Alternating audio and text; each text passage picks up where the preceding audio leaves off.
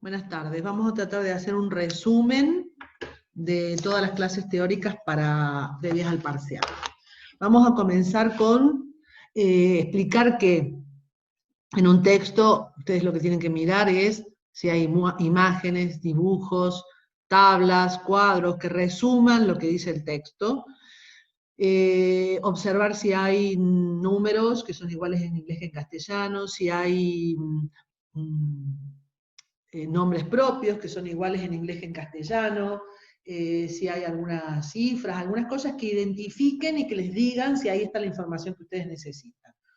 Luego, palabras transparentes, que son palabras de fácil identificación porque son casi iguales en inglés que en castellano. Y por último, palabras que puedan conocer ustedes. Con toda esa información, ustedes pueden por ahí responder algunas preguntas, comprender algunas partes del texto. Con lo que queda, con todo lo que no sabemos, tenemos que dividir el texto en frases nominales y verbales. O sea, ¿por qué? Porque identificando las frases nominales, identificamos las cosas o personas que actúan en nuestra oración. E identificando las frases verbales, podemos saber qué cosas hacen esas cosas o esas personas, ¿sí? Entonces, dividiremos todo el texto en frases nominales y verbales.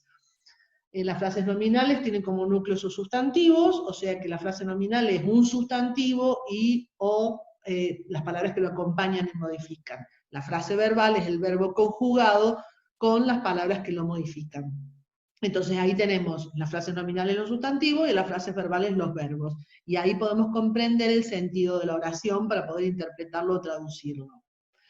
¿Cómo hacemos para hacer la división de frases? Bueno, lo primero que tenemos que identificar es preposiciones, conjunciones y signos de puntuación, que me separan frases. O sea, si yo digo mesa de madera, mesa es una frase nominal, madera es otra. Esas dos frases nominales, conformadas solo por su núcleo, están divididas por una preposición que queda afuera. Una frase nominal es mesa y la otra es madera, ¿sí? Entonces, ustedes tienen en el cuadernillo y tienen ahí tablas de preposiciones, de conjunciones, los signos de puntuación. Las preposiciones aparecen en los diccionarios, pero la idea es que no pierdan tiempo en buscarlas en el diccionario, las tienen ustedes ahí al listado, con eso pueden trabajar. Una vez identificado esto, ya entramos concretamente en lo que es la frase nominal. Si tenemos preposiciones, sabemos que después de la preposición empieza, habrá que determinar si es frase nominal o verbal.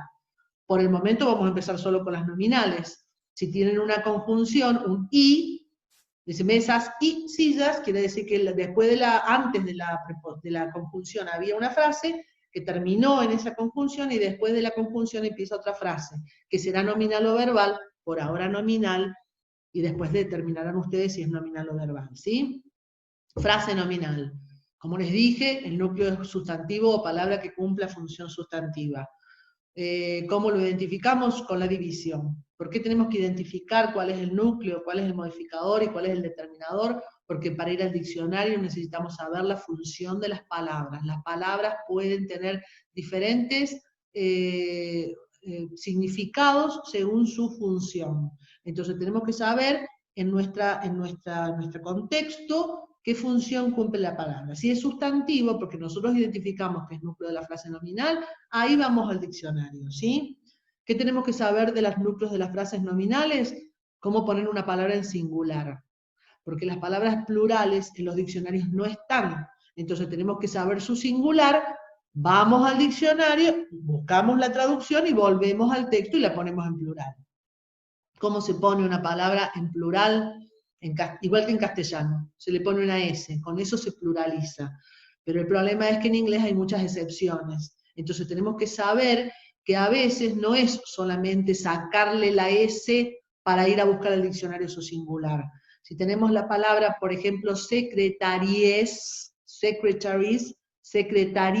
que termina en IES, le sacamos la S, no la vamos a encontrar en el diccionario, porque esa palabra tiene un plural que es irregular. ¿Cuál es la irregularidad? La irregularidad es que esa IES se agrega porque se sacó la Y, que era la del singular. Es decir, el singular es secretary y es RY la finalización. Cuando la palabra Y está precedida por una consonante, al hacerla plural, se pone el IES. No es que ustedes tengan que saber todas las reglas, sí tienen que saber que a veces le sacan la S, no aparece. ¿Por qué no me aparece? Y porque debe ser una de las reglas que son diferentes, una de las irregularidades. Entonces había una IES que se reemplazaba hacia el plural de la Y. Por ejemplo, yo tengo la palabra glasses, G-L-A-S-S-E-S, plural, termina en S. Le saco la S y voy a buscar glace y no me va a aparecer.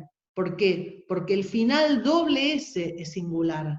Y al final doble S, que es la palabra glass, G-L-A-S-S, no se le puede agregar una tercera S porque no se podría pronunciar. Entonces, cuando las palabras terminan en doble S, para pluralizarlas se les agrega ES, que es lo que ustedes tienen que sacar para ir al diccionario. Pero ustedes tienen ahí un listado de las diferentes reglas, de las irregularidades, digamos, de los plurales, tienen que leerlas para poder ir a buscar el diccionario.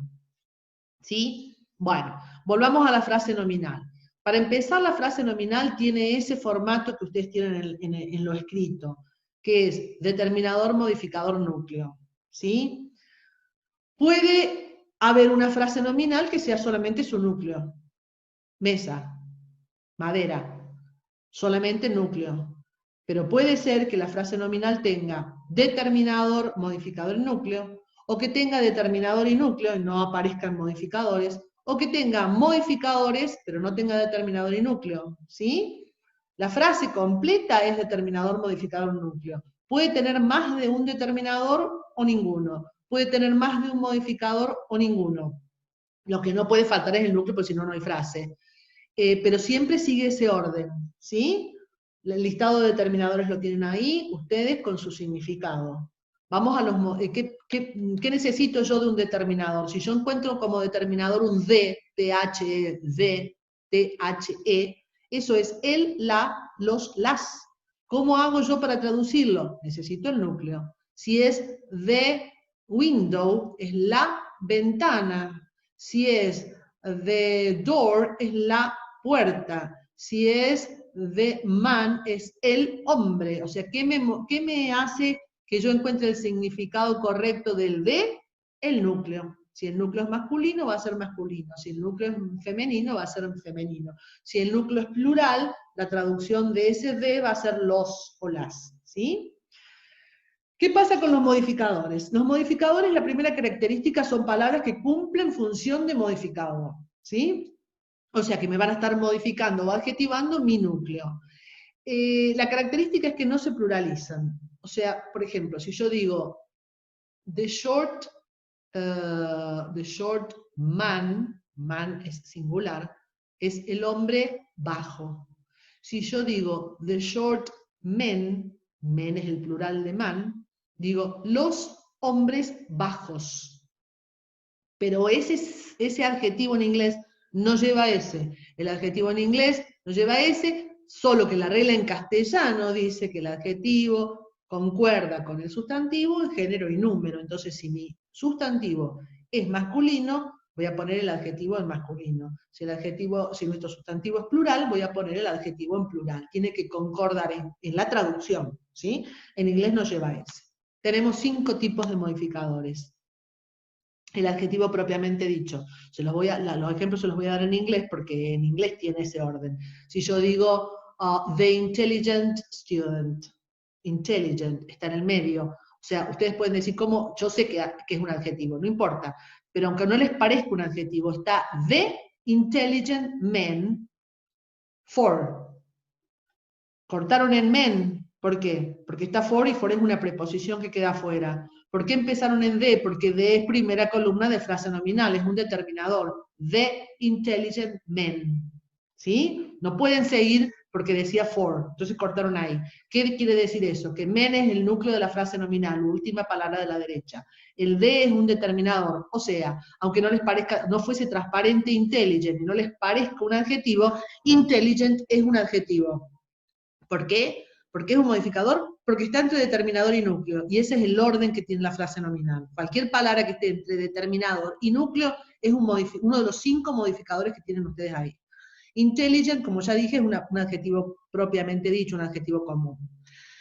Otro tipo de modificadores puede ser el sustantivo adjetivado. ¿Qué es el sustantivo adjetivado? Es un sustantivo que no deja nunca de ser sustantivo, pero porque yo le pongo otro sustantivo después, se convierte en un modificador del último, porque yo dije que la última palabra de la derecha es el núcleo de la frase nominal. Si yo digo, por ejemplo, fútbol club o fútbol club, ¿sí? Fútbol club, una frase nominal, ¿sí? Fútbol es un sustantivo, nombre de un deporte, club es un sustantivo. ¿De qué estoy hablando? ¿Cuál es el núcleo? Club. ¿Por qué? Porque es el último de la derecha. No hay posibilidades de modificación, ¿sí? Si yo digo Villa Mercedes Fútbol Club, ¿cuál es el núcleo? Club. Villa Mercedes, ¿deja de ser sustantivo? No, pero me está diciendo que ese club es de Villa Mercedes, no es de San Luis, ni es de Merlo, ni es de Córdoba, o sea que me está modificando la palabra club, ¿sí? Y fútbol me está modificando la palabra club, porque no es el club de squash, ni es el club de polo, es el club de fútbol de Villa Mercedes. Frase nominal, cuyo núcleo es club y tiene dos modificadores, que los dos son sustantivos adjetivados. El tercer tipo de modificadores es el caso posesivo. O sea, cuando yo quiero indicar posesión, hago a la inversa que en castellano. Yo digo, por ejemplo, Susan's office. ¿De qué estoy hablando? De la oficina. Ese apóstrofo ese que ustedes tienen entre la persona que posee, la persona o cosa que posee y la cosa poseída, ese apóstrofo ese indica posesión. ¿Cuál es el núcleo? La cosa poseída, la oficina. ¿Cuál es el modificador? La persona o la cosa que posee. Porque Susan's office, ¿qué me dice? Que es la oficina de Susana, no es la oficina de Jorge, ni de Pedro, ni de Juan. Entonces Susana se convierte en un modificador de oficina. Me está diciendo de quién es la oficina. ¿Cuál es el núcleo? Oficina, la última palabra de la derecha. ¿Sí? Podría ser de computer's part. Parte es el núcleo, es de lo que yo estoy hablando. ¿De qué estoy hablando? De la parte. ¿De qué parte de qué? De la parte de la computadora, o sea que computer se convertiría en un caso posesivo modificador. El núcleo es part, ¿sí? Luego tenemos los ING, que los llamamos así, los ING. Por ejemplo, contaminating area. Contaminating area. ¿Cuál es el núcleo? Area, porque es la última palabra de la derecha. Y ese ING, ¿qué hago? Saco el ING para ir a buscar el diccionario, porque al igual que en el diccionario no aparecen los plurales, no aparecen las palabras que tienen sufijos, afijos, prefijos, aparece la palabra base. Entonces yo le saco ese ING y busco contaminate, contaminate. Lo busco con función verbal y me va a decir contaminar. El núcleo, dijimos, era area, área. Entonces, ¿de qué área estoy hablando yo? Del área que contamina. Contaminating es que contamina. Que si existe en castellano, en este caso sí, el adjetivo es contaminante. ¿Sí? Si yo digo dancing water, ¿cuál es el núcleo? Water. ¿Cómo busco dancing? Le saco la ing. Y dance, como verbo, es bailar o danzar. Entonces, ¿de qué estoy hablando? De las aguas que danzan, que son aguas danzantes, ¿sí? Y el último caso son los que llamamos ed, que igual que los anteriores, le saco el ed, porque el ed con ed no me va a aparecer en el diccionario, lo busco con función verbal, y si yo digo contaminated, ahora con ed, le saco la ed, voy al diccionario y me va a decir contaminar. Contaminated area. ¿De qué área estoy hablando? Del área contaminada, porque los ed son los hado, oído, contaminada, partida, pintada, mordida. Entonces, fíjense, contaminating area, el área que contamina. Contaminated area, área contaminada. Fíjense la diferencia entre los ing y los ed. Los dos vienen de los verbos, pero uno es que contamina y el otro es contaminada, o contaminante y contaminada, ¿sí? Bueno, esos son los respecto de los modificadores. Ahora vamos a entrar brevemente en lo que es frase verbal, porque necesitamos, para poder seguir avanzando, necesitamos frase verbal. Vamos a ver ahora to be y there be. Como primera medida el to be puede significar ser, estar, o tener si yo hablo de la edad. Entonces digo, por ejemplo, ¿cuándo es ser, cuándo es estar y cuándo es tener? Me lo indica el contexto. El contexto me va a decir cuándo es cuándo. Entonces yo digo, Jorge is in Villa Mercedes. Está en Villa Mercedes. Jorge is a social worker. Es un trabajador social. Jorge is 30. Tiene 30 años. ¿Sí? Entonces, ¿cómo sé yo cuándo es ser, cuándo es estar y cuándo es tener? El contexto me lo indica. ¿Qué tengo que saber yo del verbo to be? Todo, porque en el diccionario solamente aparecen los verbos en infinitivo. Yo tengo que saber cómo está conjugado en mi oración y entonces tengo que saber si está en presente, pasado, futuro. Si dice Jorge estuvo, Jorge estará, Jorge es, Jorge será, Jorge fue. Tiempo de verbo, presente, pasado, futuro del verbo to be. ¿Qué persona es? Si es is, es presente. Si es was, es pasado. Pero si es is, es para he, she o it. Es para la tercera persona del singular. No se usa así cuando estoy hablando de la primera persona del singular, que es am. Soy, estoy o tengo. Y no es así si yo estoy hablando, por ejemplo, de la tercera plural, de ellos, de they. Es are. They are in Villa Mercedes. Están en Villa Mercedes. Entonces tengo que saber si mi oración está en presente, pasado, futuro, a qué persona corresponde ese verbo y si está en afirmativo, interrogativo, negativo. Dice, Jorge está en Villa Mercedes, o dice, Jorge está en Villa Mercedes, o dice, Jorge no está en Villa Mercedes.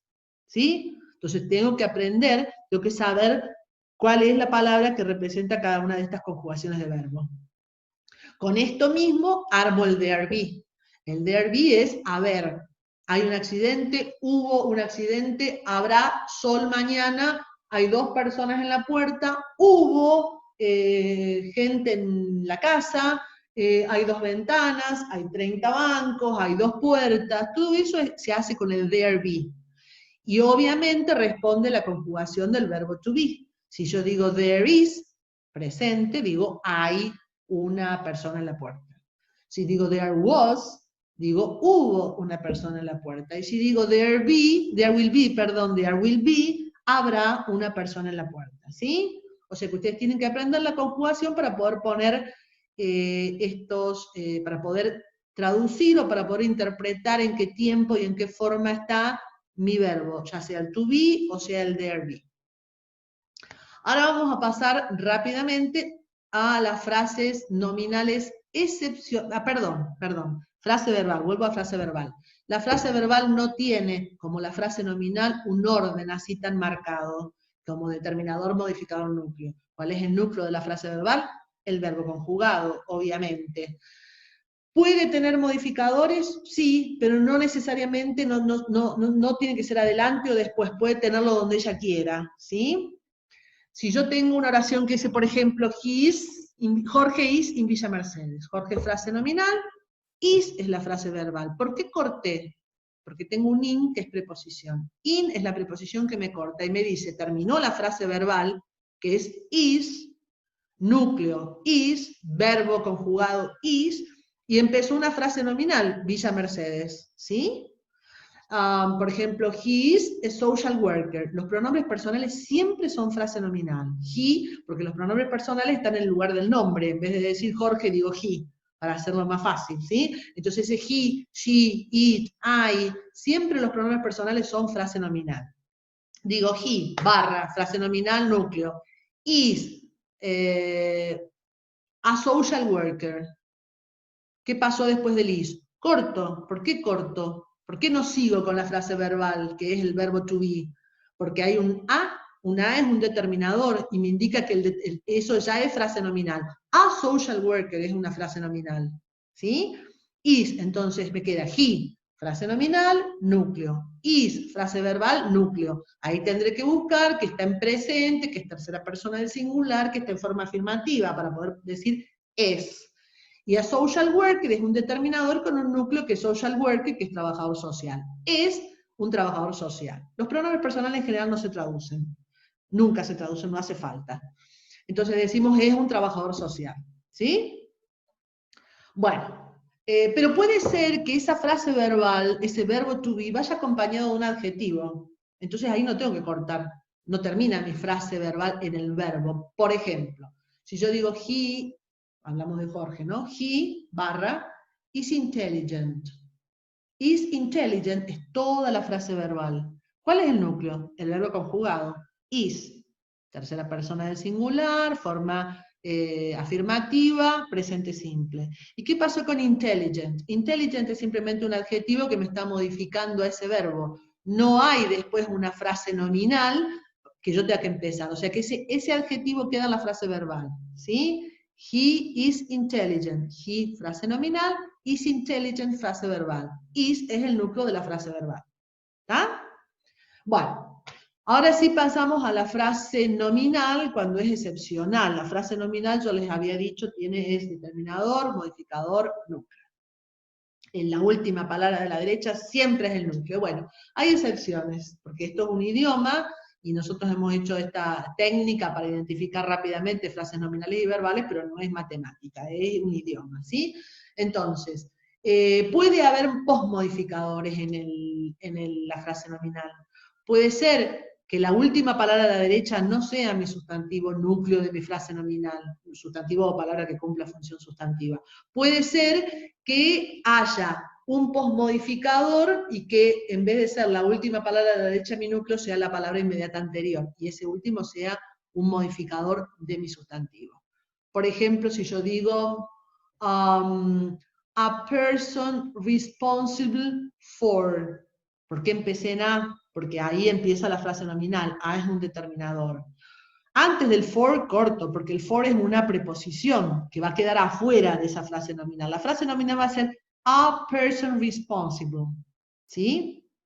Pero en este caso, responsible es un adjetivo que está postmodificando a person, que es el núcleo de mi frase nominal.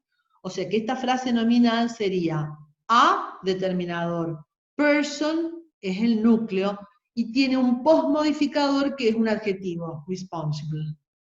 ¿Sí? O podría ser intelligent. Un adjetivo que está postmodificando. O sea, tenemos los modificadores que están en el medio y puede haber postmodificadores después de mi núcleo.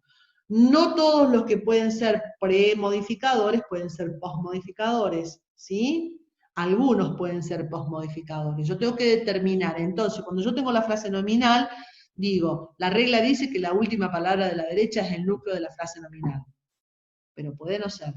Puede haber una excepción. Lo común es eso, pero puede haber una excepción. Entonces, si yo tengo dudas respecto de la última palabra, me fijo si es un sustantivo o puede cumplir función sustantiva, o si no es un sustantivo o una palabra que cumpla función sustantiva, y es un adjetivo postmodificando mi núcleo.